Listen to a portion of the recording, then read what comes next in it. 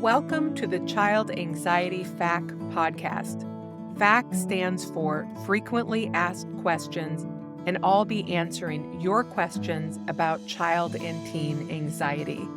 My name is Dawn Friedman, and I have been working with kids and families for over 30 years as a preschool teacher, parent educator, family case manager, clinical counselor, and now as the facilitator of Child Anxiety Support, a program for parents of anxious kids. All right, let's get started. Hey, everybody. This week's question has to do with siblings and when anxious kids are bullying their siblings. The exact question is, how do you balance accepting your child's anxiety and helping them cope with it and not tolerate bullying their siblings? Well, that is a really great question. And let's be really clear that helping someone with anxiety and accepting they have anxiety does not mean accepting inappropriate behavior caused by anxiety. Now, you know I'm a fan of Ross Greene, who says kids do well if they can.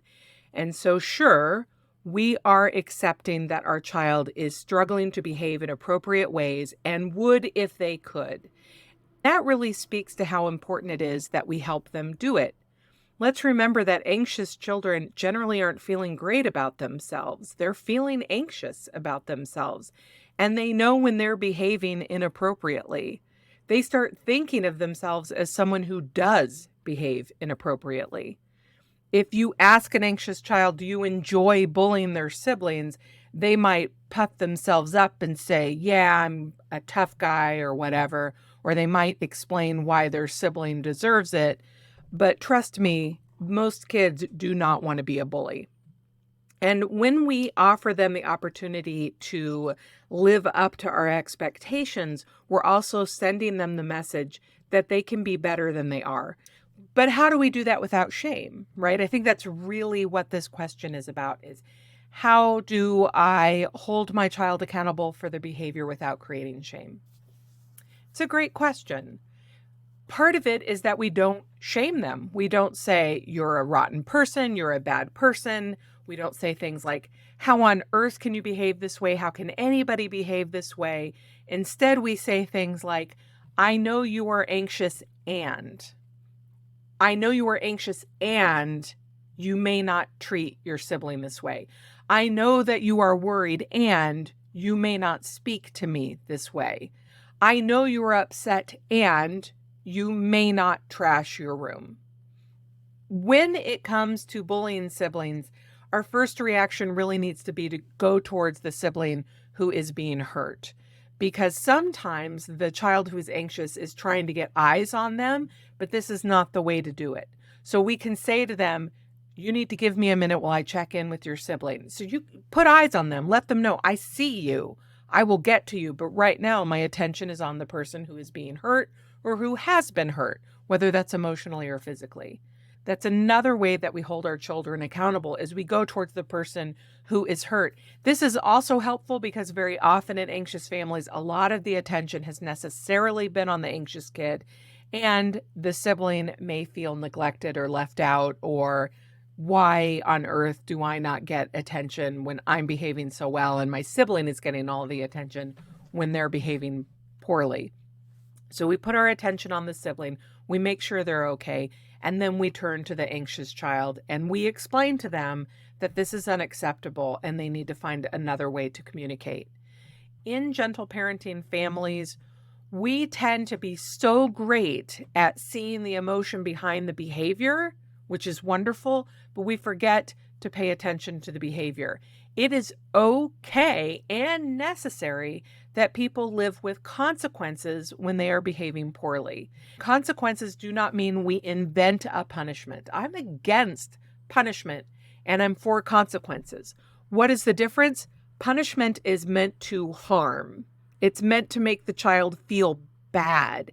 It's meant to make them regret their decision. The focus is on, I'm going to try to create an emotional response in you that is negative. That's punishment. Consequences are, listen, people who behave this way don't get access to these privileges or necessarily need to be removed, not as punishment, but because if you can't be safe, right here in this family space. You need to go and take a break, take a breather, come back when you are capable of being with the family again. I know people feel concerned about time out, that is pulling attention away when a child wants it. Sometimes timeout's not appropriate, but sometimes it is.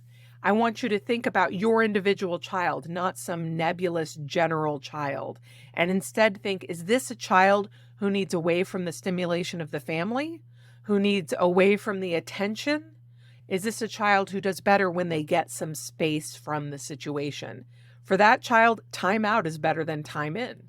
The other thing is time in, that is when we spend more attention with a child, does send the message, if you do a thing, you will get this result. It is a positive reinforcement to hurting other people. Don't think about punishment, think about consequences, and then think about which consequences are sending an appropriate message to your child and helping them in moving forward in their growth and ability to not hurt other people. I mean, that can be a very basic rule in a family, right? We don't hurt other people. Sometimes for some families, this may mean one parent will take a time in with the child while the other one is paying attention to the hurt child. Again, I want you to think about, how do we do a time in without unintentionally rewarding the behavior? Now, if you have listened to my podcast, you know I do not like to label children manipulative, when really what's happening is children have learned this is how to function to get something that I need or want. That's not manipulative, that's just smart. So do look and say, am I rewarding this behavior? Is that the message that is going to serve my child? We are parenting for the future as well as right now. We are parenting to help support our child in growing into being their best selves, as well as taking good care of them right now. When we unintentionally reward behavior that is going to hurt the child long term, that is going to message to them that meltdowns and hurting other people and saying hurtful things is a good way to get attention, does that really serve them? I would argue that it doesn't. And so we need to figure out how to give them healthy limits that will serve them well in the future. So back to, how do we take care of our anxious child, honor that they are operating as well as they can, and stop them from bullying their siblings? And that is, we set the limit and then we figure out how to create strong messaging that says we will hold this limit. It is going to take time. If you have a child who is very persistent in their behavior, someone who likes things the way they like them, when you switch it, you can expect the behavior to escalate. If you have a child who has big behaviors and you have been pouring a lot of attention into trying to manage those behaviors, and now you are switching to focusing more on the kids who need it, withdrawing a little bit as an appropriate consequence, you can expect some of those behaviors to rev up again, because the child is saying, wait, you usually put your eyes on me when I act up. Maybe I need to act up bigger. Prepare for that, plan for that, and make sure you reconnect after. So when you pull back from your child and say, I need to pay attention to your sibling who's been hurt, you need to take a breather, you need to get some space, whatever, they may rev up. You will deal with that. Don't escalate it. Just stay focused on, I'm teaching my child these boundaries and limits, and it's going to take a minute. And then afterwards say, we're working on this together as a family. We are going to keep working on it. I know that you are going to grow into your self-control, and I am going to help you do that by holding these appropriate limits. I love you and I believe in you. Thanks for tuning in this week. If you have a question you'd like me to address on the show, please go to childanxietysupport.com/question and you can post it there. Maybe I'll address it on a future episode.